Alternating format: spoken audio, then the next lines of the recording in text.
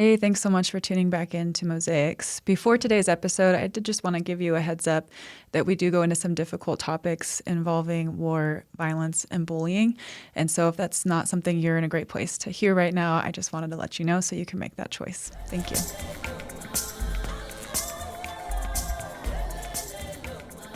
Hi, welcome to Mosaics. I'm your host, Holly Beach with the Idaho Office for Refugees. And today we're here with special guest Damir Subasic. He is a law enforcement officer at one of the largest local law enforcement agencies here in the Valley.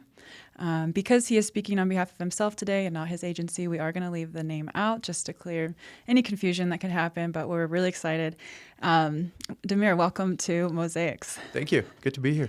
Before we started recording, we've already connected over our love of our dogs. Mine are the golden retriever kind, and I love them very much. I actually spent half an hour with a lint roller before coming here. Oh, yeah? So, yeah, I chose to wear black. That's good. Yeah. Got the lint roller handy, too. Oh, yeah. Oh, that's great. Well, thanks for being here. How long have you been living in Idaho? It's most of your life, I think, right? Yeah, so I moved here in March of 1999, and right. Time's been flying ever since. And it's changed a lot. Very much. When we first flew in, I was 16 years old, and as you fly in, my vision of America was like the Miami Vice TV type stuff, oceans, tall buildings, and you fly into this desert with everything so spread out, and you're like, hey, where are we at? Yeah, this is weird. Yeah. But no, we love it. Share what circumstances led to your family ending up in Idaho. Okay. So I was originally from former Yugoslavia. In 1992, the country kind of started falling apart. Civil war starts happening. My dad at the time is living in Germany and working overseas. And so it's me, my mom, my baby sister. And as the war breaks out, my dad's calls my mom. He's like, hey, it's time to get the family out. My mom packs me and my sister up, and we leave. And to my eyes, the war is breaking out as we're leaving. And we ended up going to Germany to visit grandma, as my dad would say. But I found out later it was more than just a visit, but it was just completely different country, different everything. Yeah, as a kid, you had in your mind it was a trip. And then remind me how old you were, you said? 16 at the time. When you moved to Germany? Yeah. Oh, okay. Well, no. That was, I'm sorry, America, way off. I was 9 at the time. Yeah, okay. 92. So 9-year-old, the little sister in tow. Yeah. And your mom. And it was a trip. We definitely saw some bad stuff on the way out of the country. We had a unplanned pit stop in Slovenia, really bad car accident. Mom and sister got injured, and this really kind family took us in while they recovered. After that, just continued on to Germany, went to grandma's, and again, it was strange because don't speak the language, none of that stuff, but very, very old medieval town. If you know Germany, it's beautiful, but it's a lot of buildings and everything from the 1600s, very different than what I was used to. And beautiful, but again, thought it was just a trip. Yeah. Yeah, you said you were traveling with other refugees and got in that car accident, and then a family that you had no ties to took you in. Yeah, so it was an event. We were at times in a tour bus, at times packed into different vehicles with other refugees. This one we're in this big van, and it's a bunch of us. So a bunch of families. I forget how many. I honestly couldn't say. Over 10, packed in this tiny van. And I remember, I'm sleeping against the window, and something takes the window away. Well, it turns out it's the van that flipped, and it flipped a bunch of times. And that mangle of people just got smushed together. And I think because I was half asleep, I was spared the worst of it. But again, mom and sister got pretty significantly hurt, couldn't travel. My dad couldn't make it over to us, so this family just took us in. And they weren't family, they weren't friends or anything like that, but mom had a significant head injury. I think her arm was broken. My sister had a head and back injury and just couldn't travel. And we lived with these people for, I forget how long, but it was probably weeks. Wow. while my family healed, yeah. That's amazing they did that. Did you share language with them? Limited. So because Slovenia is right next door, everybody kind of spoke the same language around there, but enough to get by. I got along with their kids and stuff like that. Yeah. Now that you're older, looking back, do you know if your family fled simply because of the violence of war, or was there something about your family's ethnicity that put you at greater risk being there? So it's a bit of both of those things. And not to get into like the politics of the war itself, but broadly speaking, it was a country was falling apart and the different ethnicities were fighting over essentially territory, but there was some old, I don't know if you want to call them like old hatreds, old issues that came up from thousands of years before. So you had Bosnians, Croats, and Serbs all living together in one country. The country was held together by a central figure. His name was Marshal Tito. When he died, the different factions started basically vying for power. And depending on who you talk to, it was a lot of like people taking things for themselves, withholding it from the other groups. I know I'm speaking very broadly, but war broke out over countries started to declare their independence because they said, hey, all of the good seats in government are going to you guys. All of the good education, the good opportunities are just for you, but you're leaving all these other people out. So countries start splitting. And when countries start splitting like that, the other ones go, no, you can't. That's our land. And that's what kind of kicks it off. Again, very, very broad brush. And we were leaving as the war was starting, of people basically getting shot over what land they're on, over what ethnicity you are, what religion you are, and things like that. And it was pretty bad because that was I had no life experience at the time, but my view at a very young age was these people that you were neighbors with and spent all your life with and lived together with, all of a sudden turned on each other with this different look in their face, like they were looking at their fellow human beings as lesser than human beings. You know what I mean? That was a very early lesson I took from that, of being looked at in a different light simply because of like my last name or what my family believes in or something like that. That was very strange. But it was apparent. I recognized getting looked at as a lesser person. You know what I Wow. mean? Yeah. Yeah. So you were able to get out, and then you were able to reunite with your dad in Germany. What was life like for you after that point? Okay. So Germany initially, it took me a few weeks to figure out we're not going home because my parents watched the same program. My parents watched the same program on TV every day, and I hated the news. Every kid, I think, hates the news. And they watched the footage of like villages burning and cities getting bombed and people dying and all this other stuff. And as a 9-year-old, you don't want that. You kind of want, cartoons and your old life and all that stuff. Well, after a while, I figure out like, hey, that's not a TV show. That's not anywhere far away. That's why we can't go home. Wow. And I'm very young, but it's starting to dawn on me. But it's still like my parents are doing the best they can to shield their kids from it, but I'm recognizing what's going on. So pretty soon after staying with grandma, we moved to another city less than an hour away because my mom and dad found jobs and we're going to try to settle here. And the city's called Kaufbeuren in southern Bavaria. It's just south of Munich. Gorgeous. I genuinely miss it to this day. Once again, I brought it up earlier, but medieval town. So think like walls and castles and lush greenery everywhere, like perfect little town. But we're in there and we're the only Bosnian family. So at the time, Germany was getting refugees from all over the place. And so I was, I'm going to say it like this. I was made to go to school. At the time, I wouldn't have wanted to, but I was made to go to school with kids from Russia, Turkey, the Middle East, Africa, and German kids. And when you put a lot of kids in that environment together, they're gonna fight with each other because of their differences. And sometimes they'll flock together, just like normal kid stuff. Doesn't have to be refugee. I think the same can be said when you bring in kids from like different backgrounds. A new kid moves in from out of town, they're going to clash a little bit here and there, right? The outsider, so to speak. So first few years in Germany, I don't speak German nor any of the other languages. So I kind of become an easy target of getting picked on. I was very little, and I mean like tiny.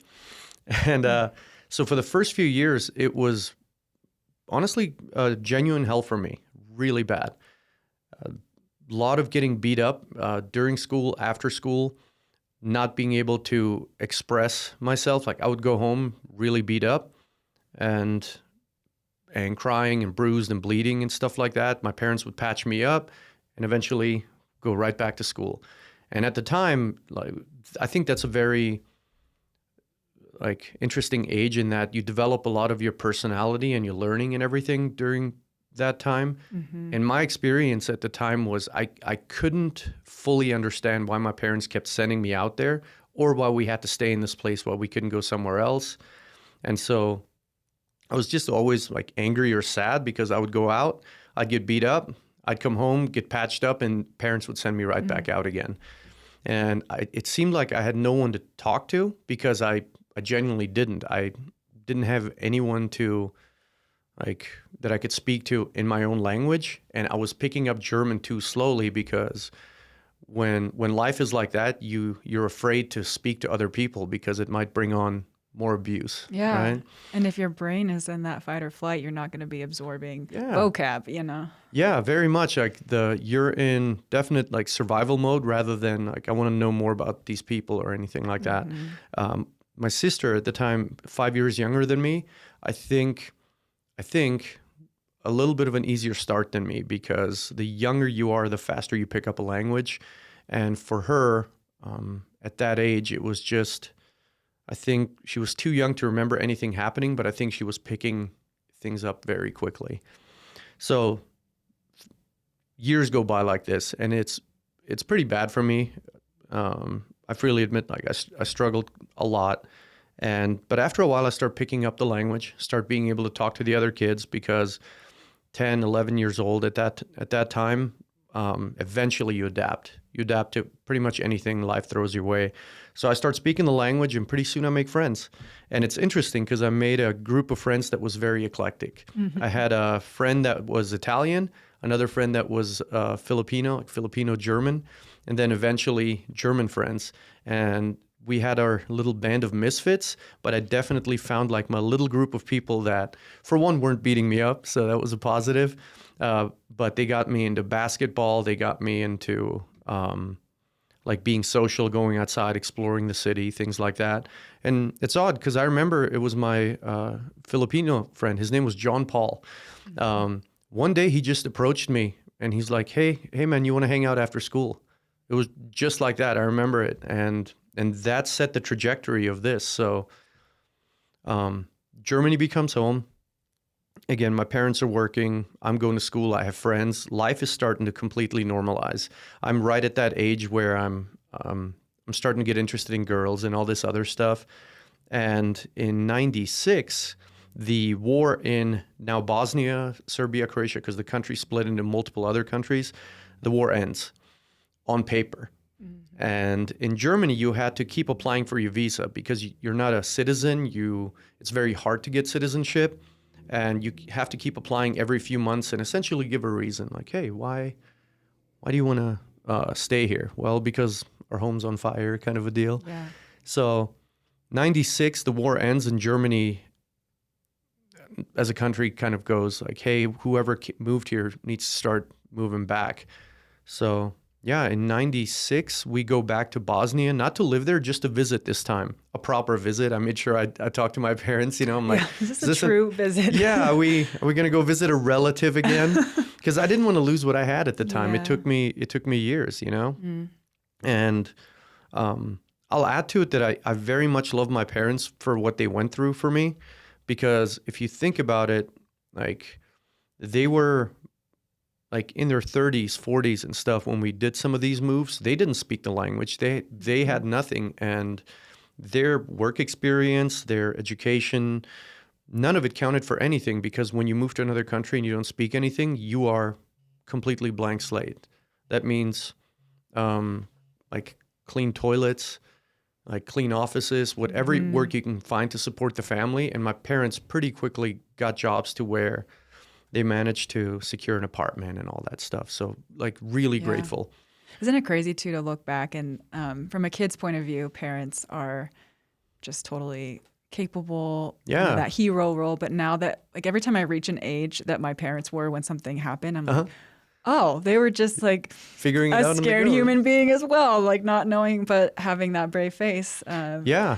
So it's weird to get to be those ages and be like, oh, they went through this, and I know I don't have everything figured out. And Yeah. it kind of the respect, I think, for them. Very much so, because that going back to what I talked about, not understanding why they did this to me, they were protecting me as best as they could. So you develop that anger within that you don't understand that sometimes lingers for years, right? And only in the last, like, I always loved my parents very much, but the last probably 15 plus years, I've really come to like love them even more because of that exact thing of like, man, the things you went through, you know what I mean? To make sure Yeah. I'm still around. So, yeah. So you had to visit back to Bosnia, and how Mm-hmm. did that go? Not well at all. So we went back to our city, which it's called a Teslic. So when Yugoslavia split up, some of the territory went to like Bosnia, some to Serbia, some to Croatia. But there's also, if you will, a state within Bosnia called Republika Srpska. It's like the Serbian Republic. So it's a Serbian place within Bosnia. And that stuff is still the cause of a lot of tension these days. But our city is in that Serb sector now. So we go home, what was our home, and grandma and grandpa still live there. And yeah, it was not good at all. So first thing, grandpa takes us to our old house, and I remember this house. Like I was old enough to, I'm like, I hid some toys I was excited to get back to, you know? Yeah. And yeah, the roof was caved in because they shelled it. Everything inside of it was completely stripped to like even the paint, it was completely gone. Furniture, everything. There were mines around the property everywhere, which I'd never seen. My grandpa's just like, hey, don't step over there. Don't go over there. And you go in and the house is barren. And you see inside my parents' bedroom where they lined people up on a wall and shot them. And you see like 96, how old was I? Like 13? Yeah, 13. I see it along the wall. I'm like, that's blood. That's dried blood.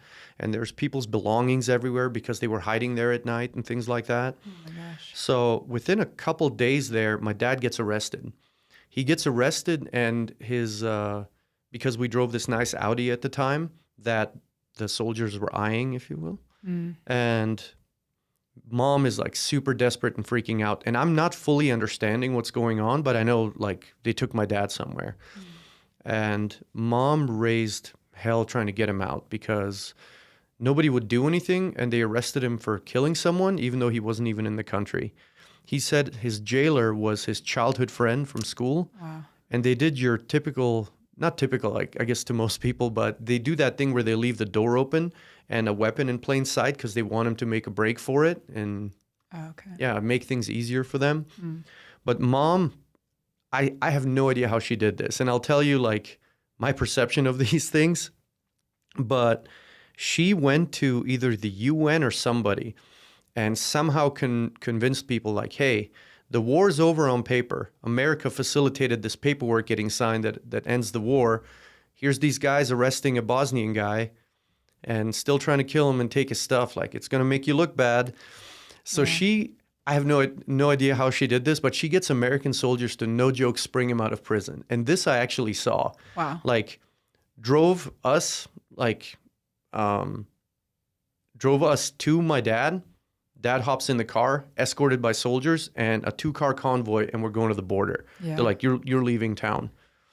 And as we're going, we get stopped 2 or 3 times by patrols, and it was freaky. Soldiers straight up come out of the bushes, point guns at us, and they would tell the American soldiers like, hey, you guys can all go, but that family's staying. And it was like, Wow. oh.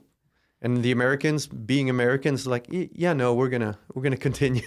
Thank you. But we end up making it over the border. My dad buys them all drinks. We're all like pretty happy. Spent some time down in the region, but didn't go back home and went back to Germany. So in Germany, we then reapplied for a visa and said, hey, we tried going home and it didn't work out so well. Can we please stay longer? And they allowed it. So that was the going home experience. And it was it was pretty evident that home was really no longer home. I felt more at home in Germany at this point, as odd as it is to say. Yeah. Yeah. Wow, that is a crazy experience for you as a kid to go through. So you're back in Germany, and at what point or how did it come about that your family was able to come to the U.S. as refugees? Okay. So I don't know the ins and outs of everything, but my dad became desperate and started writing to everyone he could. Because he was nervous that Germany wouldn't let you Correct. stay. Yeah. And no matter what, like they were going to kick you out. And so my dad tried anything he could to get us to move really anywhere in the world just so we don't get killed. Yeah. And somehow I know World Relief in Boise facilitated it, but we ended up getting paperwork to be able to come to America as refugees and get asylum there. And yeah, that's when it happened. It was in March of '99. The local paper in Kaufbeuren ran a photo because we were the Bosnian family that's leaving, and it's us sitting on our luggage. And you see in this photo, there's me like tiny. I'm talking like 110 pounds or something like that with a Chicago White Sox t-shirt. I had no idea what that was. It's like, here's us on our way to America. Yeah. And to my understanding, they gave us multiple options in moving to the U.S., like Chicago, Oakland, like Dallas, things like that. And it was funny. Boise was always the choice because we had an uncle that lived here. But I remember my parents jokingly saying, like, Dallas has tornadoes and Chicago has gangsters, so we better not go there. And yeah, sounds good to me. Sound logic. Yeah, sound. And but there still is. But the gentleman that originally owned Deli George in Boise, his name was George Blumenschein, and his family, they sponsored my uncle to move to the U.S., which just means you give somebody your home, you help them get jobs and a head start. It's a really big deal, like sponsoring a family like that. And that uncle that George sponsored us in turn, so gave us a start. So we moved to these apartments in Boise, and like I told you earlier, flying in was a little surreal. And we were met at the airport by George and my uncle Musto and his family and a bunch of friends. And I still have the picture. It was cool. But we moved to the U.S. We go to these apartments and we turn the TV on. And my first experience other than the airport is the Jerry Springer shows on TV. Oh, wow. And we're looking at that and we're like, what kind of place is this? People are dramatic. This is crazy. Yeah. Like it's going to be weird, but no, it ended up being pretty great. It's funny what we conceive of other countries just based on the limited media that we have access to.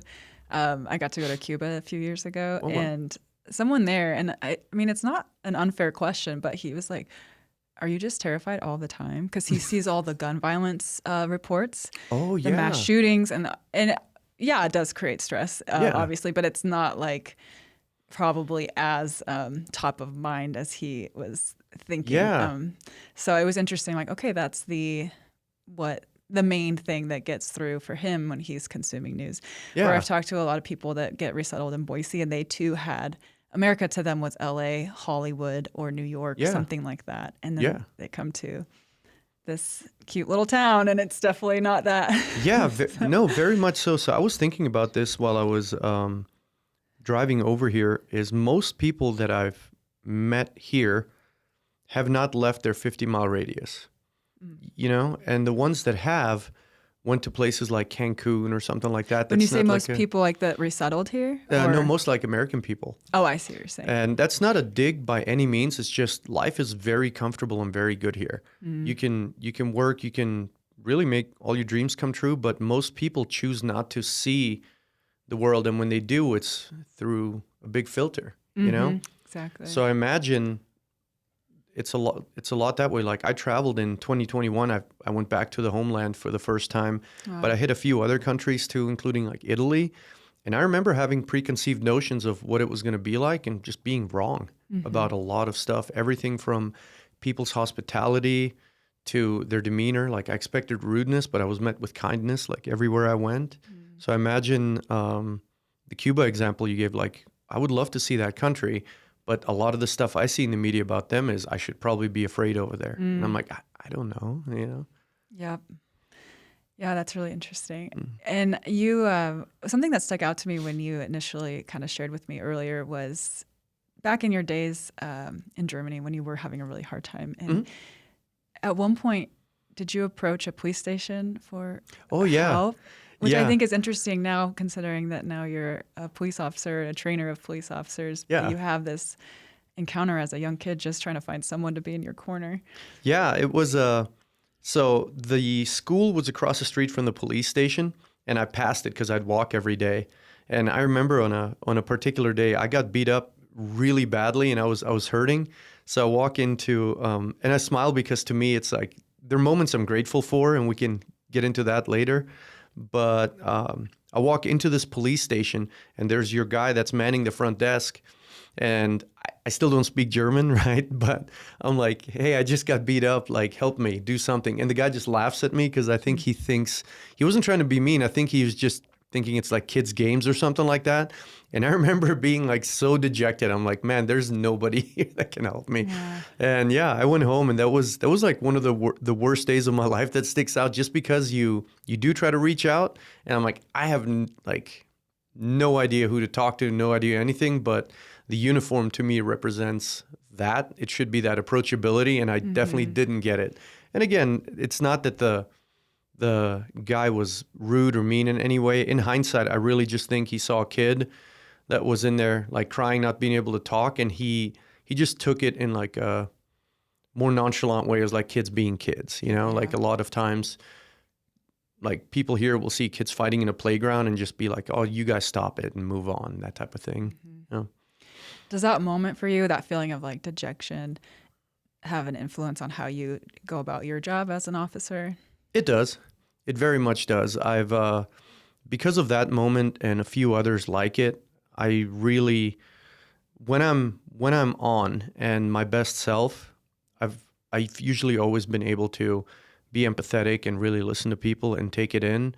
But not gonna lie, because of the profession being what it is, you go through some moments where you're just done with the day and people, and you don't show up as that person. And it's the tough ones. It doesn't happen often at all, but much like anything in life, we can do 1,000 things well and love it, but the one negative thing we messed up on, we think about for many years, you know? It's those like quiet thoughts when you're staring at your ceiling at night.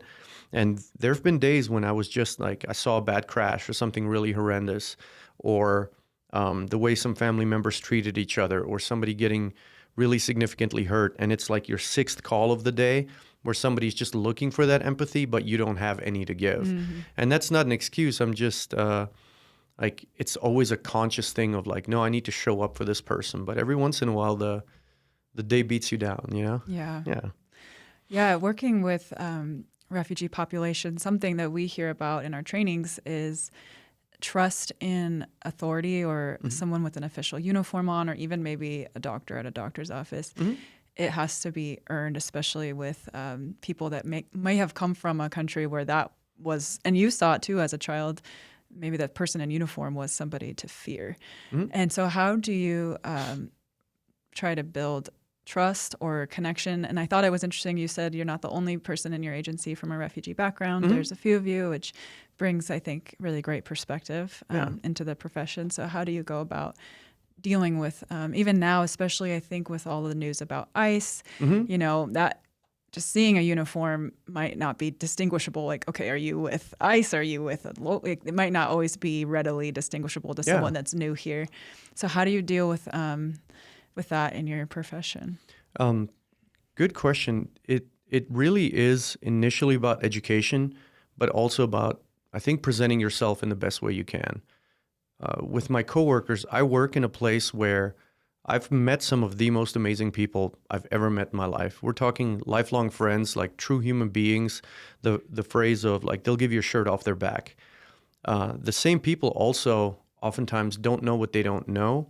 And there's a bit of hesitation sometimes, or not understanding, hey, what am I dealing with here when it comes to like refugee calls? Because a person can try their best, but there's some things that you see that you haven't seen before, so you have no frame of reference. So you try to adapt it your like historical systems of solving problems to what you see, even though it might not fit. Prime example being, and I think you and I mentioned this on a phone call, when you go to houses where somebody's holding such intense eye contact that in America that would be offensive and cause for alarm and like your shield's going up and all that stuff. But to them, it's just a sign of respect, and that's how you talk to authority figures. Or other stuff where you try to speak to a family individually for domestic violence type stuff or family problems, but they defer everything to the elder. That's a guy that's over there that's basically handles all family business. And it can get frustrating because you're like, hey, you're sitting here all bruised and I need to talk to you about what happened. But in this household, I'm not allowed to until this person clears it. So blending those two worlds is always, I don't even want to say challenge, it's just different. So in my current job, we really try to be a good like resource for training and educate people like, hey, here's some of the things you might see, some you might not. But here's also a list of resources that if you're really lost, people you can call up on.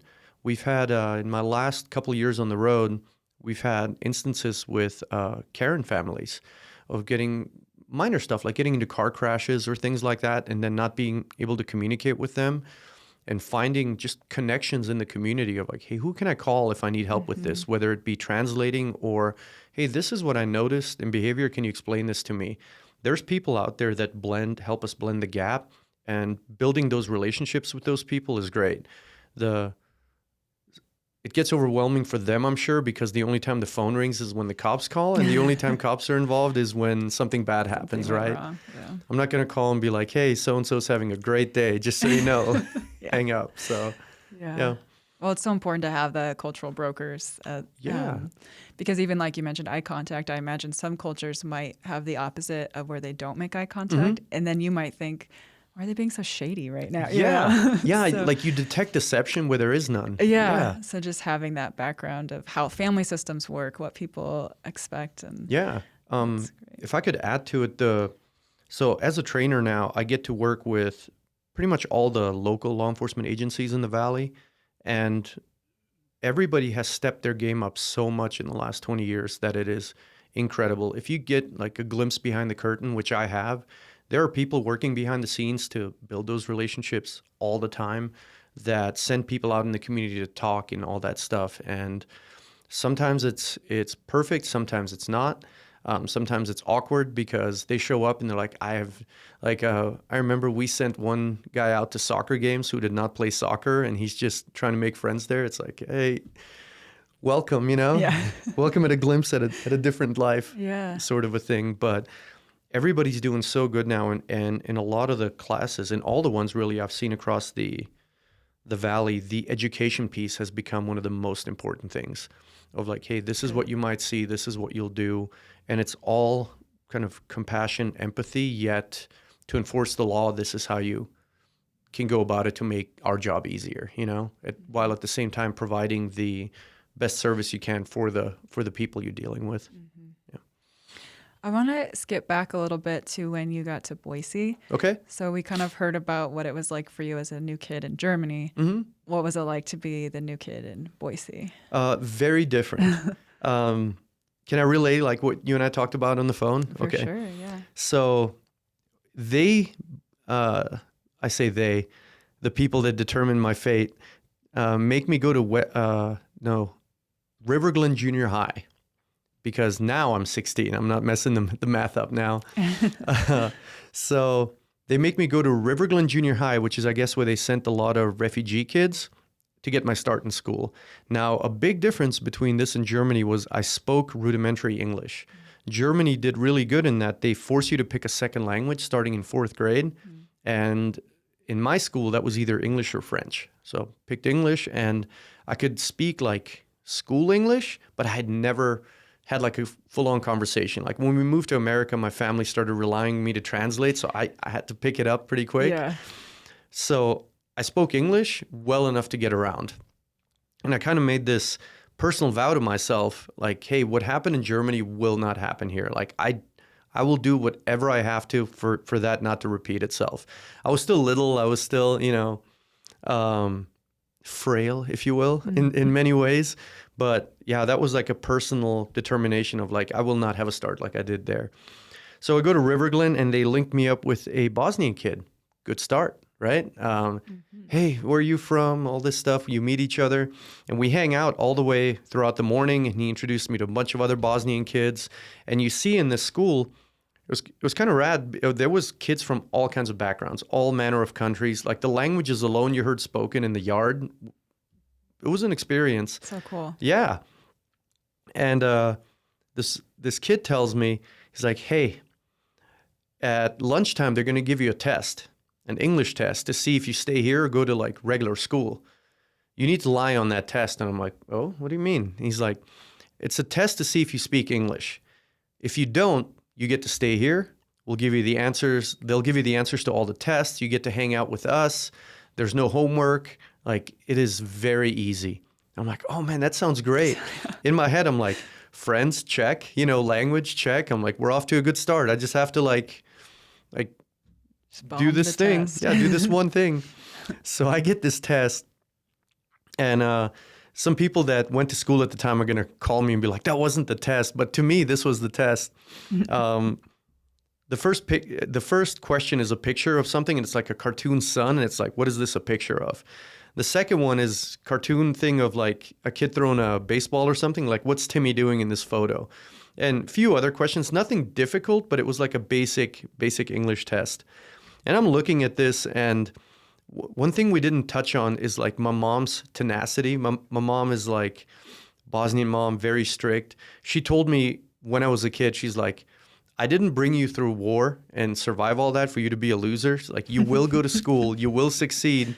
And she meant every word of, she's like, I'll kill you in your sleep. Oh my God. Legitimately like put the fear of mom into me. So I'm looking at this test. So I have all these things to facilitate me getting an easier start. And then the wrath of my mom on this side. And I'm like, oh boy, like, what do I do? So I'm looking at this test and I'm thinking, I'm like, man, what do I do? What do I do? So like ultimately my mom's thing won over. Yeah. And I write the proper answers in the test. And sure enough, like they get the test at lunch. The lady looks at it. She's like, yeah, you're going to public school. And I'm like, crap. Dang. Yeah, what do we do now? So, yeah. Man. So another transition for you. Very much, yeah. What happened next? So I ended up getting sent to West Junior High. And West Junior High, they linked me up with another Bosnian kid. First thing in the morning. I'm still friends with him today. It was really cool. I'm like, okay, this isn't so bad.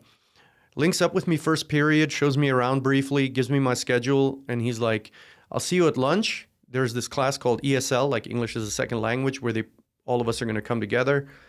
Have fun in class. I'll see you soon. Okay, no problem. I'm like, okay, like-minded people. I'll be okay. And school in Germany and school in America is very different from just looking down a hallway at kids milling about, between periods. Germany was a lot more orderly, and it was very like, not like militaristic by any means, but people are quiet. You just go to your next class and move on. Here, it just gets loud and everybody like hugs and all that stuff. And it was like pandemonium for that brief time between classes, Hanging out at the lockers. Yeah. And my first class, I get out and I'm looking at the schedule and I have no idea where to go. I have no idea on the building outline, any of it. And this kid goes like, American kid, he's like, hey man, are you lost? And I'm like, immediately my mind goes to violence because of the Germany thing, right? Yeah. That trauma is in some ways still strong. And my defenses go way up because at this point, as soon as I look up, I know I'm going to get punched in the head, like back of the head. I'm going to get jumped. Something's going to happen. And sure enough, like I look up, but you got to understand, like the shields are up. Like even now, like my goosebumps are going off. And he's like, I'm like, what? He's like, you look lost. Can I help you? I'm like, yeah, I don't know where this is. And he's like, let me see. He's like, oh, I know where that is. Walk with me. And I'm like, oh, here it comes. He's going to lead me somewhere. I'm going to get jumped. Oh my gosh. And I'm just waiting for it. Leads me to my next class. And he's like, hey, man, my name's Arlen. Like, I'll meet you here after your next class. I'll show you where to go next. Sound good? I'm like, yeah, sounds good. And I Like, am, where's the trap? oh man, it's coming, right? Yeah. Like somewhere in here, this is coming. And sure enough, he meets me after class and shows me to my next class. And the violence I'm expecting never comes. And this goes on for like days. At lunch, I'll link up with these Bosnian kids who ended up being lifelong friends to this day. Really cool, but it's like one period, right? But in between, like my new American friends showing me around and all this stuff, and he lived nearby, and we talked after school and that type of stuff. And for weeks, it took me a while to get over it that nobody was actually hurting me, right? And it was every time I'd go to the bathroom, I'd be afraid. Every time I'd be caught somewhere like alone, I'd be afraid. I'm like, something is coming here. Like I can just feel it. He's like fattening me up for the kill, if you will, like letting me get my guard down. Never came. So Arlen becomes my first American friend and truly single-handedly changes a perspective of how a fresh start could be for a kid in a new country, just by his natural act of kindness. Like he saw a kid that looked lost. He didn't know me, and if you know what Idaho's like, a lot of people keep to themselves, always have.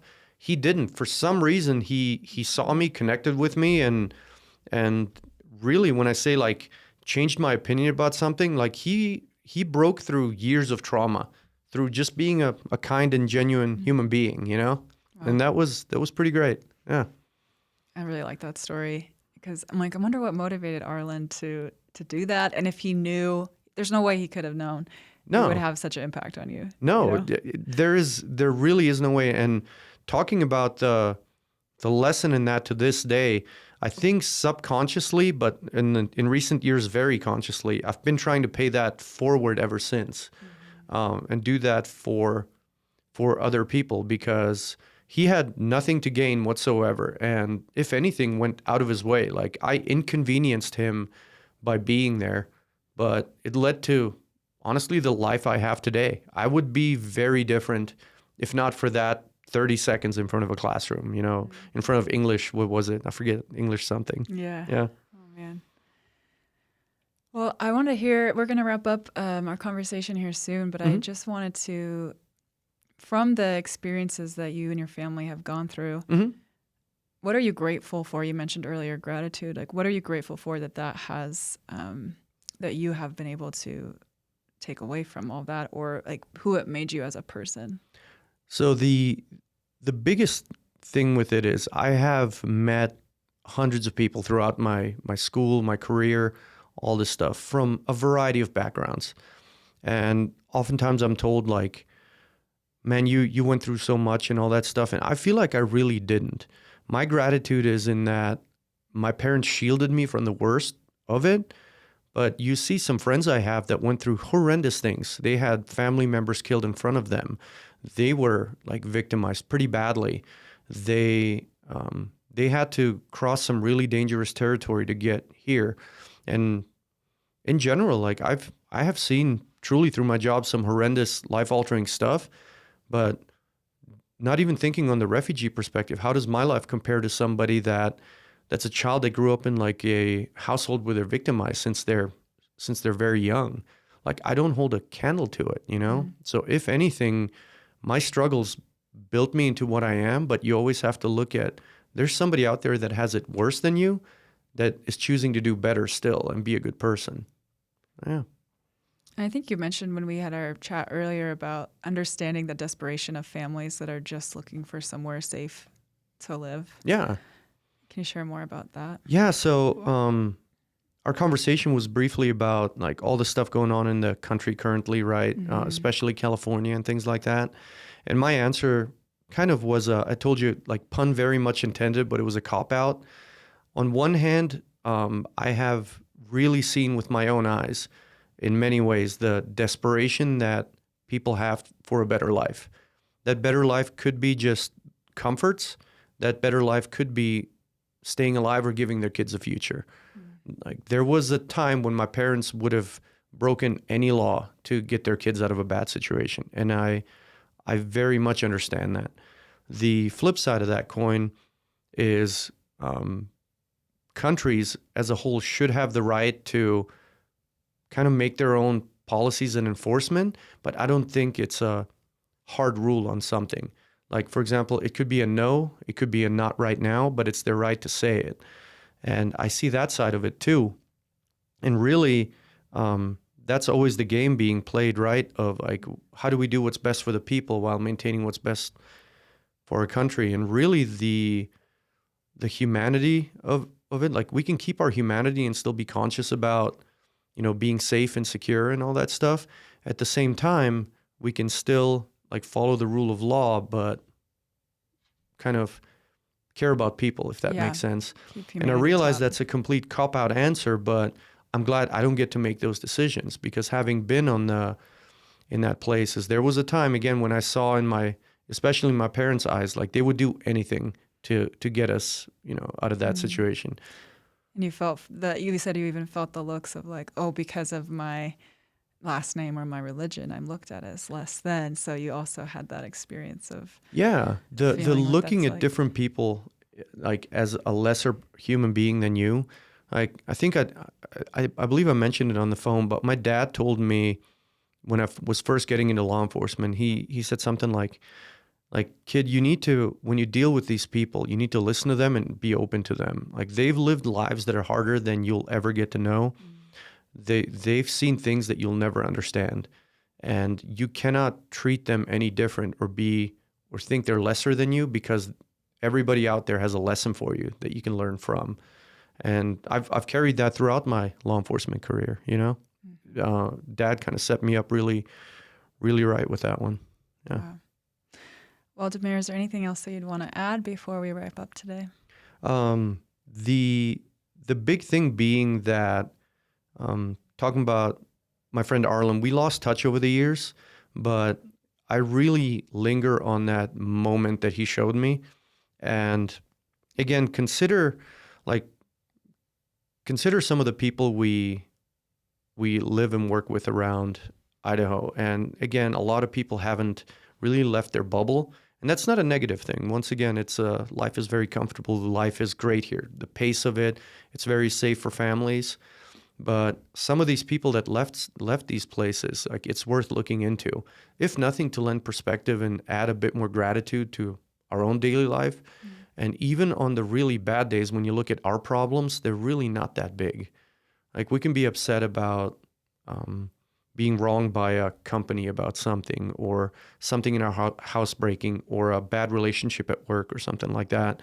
But ultimately, I think if we start the day, and it sounds corny, but with that gratitude, because when you look at what others go through to just get the troubles that we have, it really lends perspective to the whole thing. Yeah. Well, I really appreciate you sharing your perspective with us today. It's a joy to meet new people like you and hear about what you're doing. And so thank you so much for being on Mosaics. Yeah, thank you. It was fun. Thank you for joining the conversation. For more information on how to be involved with refugee resettlement, please visit idahorefugees.org. Mosaics is produced by the Idaho Office for Refugees with grant support from the M.J. Murdoch Charitable Trust.